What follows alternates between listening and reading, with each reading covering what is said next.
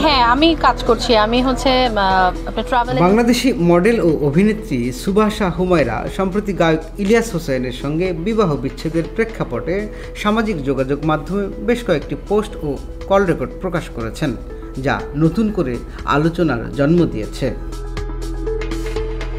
2021 সালের 1 ডিসেম্বর সুবাহ ইলিয়াস বিবাহ বন্ধনে আবদ্ধ হন, কিন্তু মাত্র 1 মাসের মধ্যে তাদের দাম্পত্য জীবনে ভাঙনের সুর বেজে ওঠে। উভয়ই একে অপরের বিরুদ্ধে বিভিন্ন অভিযোগ তুলেছেন। তারপর থেকে সে আমার কাছে সুভা সম্প্রতি ইলিয়াসের সঙ্গে তার কথোপকথনের একটি কল রেকর্ড ফেসবুকে শেয়ার করেছেন।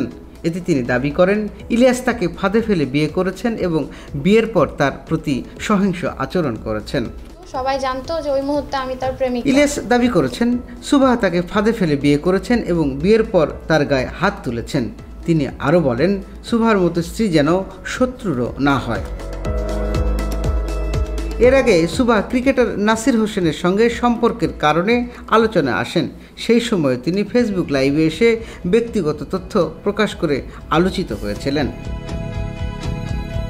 সুভাষা হুমায়রার সাম্প্রতিক কর্মকাণ্ড আবারও তাকে আলোচনার কেন্দ্রে নিয়ে এসেছে। ব্যক্তিগত বিষয়গুলো প্রকাশ্যে আনার কারণে তিনি সমালোচনার মুখে পড়েছেন। এই ছিল সুভাষা হুমায়রার সাম্প্রতিক বিতর্ক নিয়ে এখনকার প্রতিবেদন। নতুন আপডেটের জন্য খবর সংযোগের সঙ্গে থাকুন। টুটুল রহমান, খবর সংযোগ।